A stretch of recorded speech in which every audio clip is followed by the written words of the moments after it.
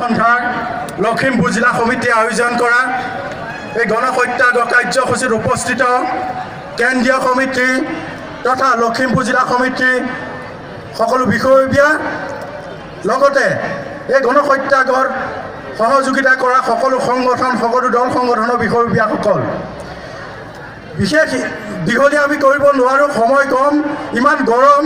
চাওক, এটা চিন্তা কৰক, এই বিলখন যদি হ'বলৈ হয় আপোনাৰ মোৰ ল'ৰা ছোৱালীৰ কাৰণত উদূৰ ভৱিষ্যত অন্ধকাৰ। আমি বিশেষ এটা কথা কওঁ, চাওক, আজিৰ তাৰিখত আপোনালোকৰ নিজৰ ল'ৰা ছোৱালী কোনো নাৰীৰ স্বাধীনভাৱে ৰাস্তালৈ ওলাই যাব নোৱাৰে। যদি ওলাই যায় গধূলিলৈ ঘূৰি আহিব নাই তাৰ সন্দেহ হয়। গতিকে আপোনালোকক অনুৰোধ জনাওঁ, যিকোনো কষ্টৰ বিনিময়ত এই জাতিদ্ৰোহী যিখন বিধেয়ক এইখন বিৰোধিতা কৰিব লাগে। সিদিনা সৰ্বানন্দ সোণোৱালে এটা কুৱেশ্যন কৰিছিল গোগামুখত যে এটা বিৰোধী চক্ৰই এই বিধেয়কখন বেলেগ ফালে নিবলৈ চেষ্টা কৰি আছে। হে সৰ্বানন্দ সোণোৱাল, তই শুনি ল, তোৰ সন্মানৰ যোগ্য নাই তই আজি। তই যে কলি কোন এই বিৰোধী দল, তোৰ এই জাতিদ্ৰোহী বিধেয়কখন কোনে বেলেগ ৰূপ দিবলৈ কৰিছে, তই আজি উত্তৰ দে। কাৰণ এইখন হ'ল তই এই মঞ্চৰ পৰা গৈ আজি মুখ্যমন্ত্ৰী হৈছিলিগে, তোৰ লাজ লাগিব লাগিছিল আজি এইষাৰ কথা ক'বলৈ। গতিকে সৰ্বানন্দ সোণোৱালকো ইয়াৰ পৰা অনুৰোধ জনাওঁ যাতে হেৰৌ সৰ্বানন্দ সোণোৱাল, এই অসমত তই ৰাজনীতি নকৰিবি।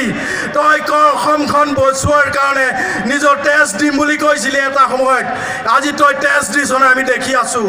গতিকে সৰ্বানন্দ সোণোৱাল ডাঙৰীয়াক ইয়াৰ পৰা অনুৰোধ জনাইছোঁ যাতে অদূৰ ভৱিষ্যত যদি এনেকুৱা ধৰণৰ মন্তব্য দিবলৈ হয়, এইখন লখিমপুৰে নহয় অসমখন জ্বলাবলৈ আমি সাজু আছোঁ।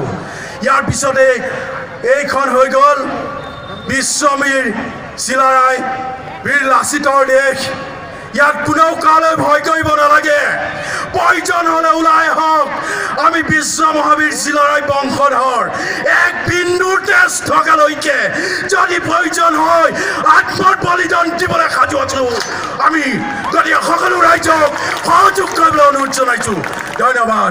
জয় সদৌ অসম ছাত্ৰ সন্থা, জয় সদৌ অসম ছাত্ৰ সন্থা, জয় আক্ৰাসু জিন্দাবাদ। আমি আক্ৰাসু লখিমপুৰ জিলা সমিতিৰ সন্মানীয় সভাপতি দীপক বৰা ডাঙৰীয়াক আমি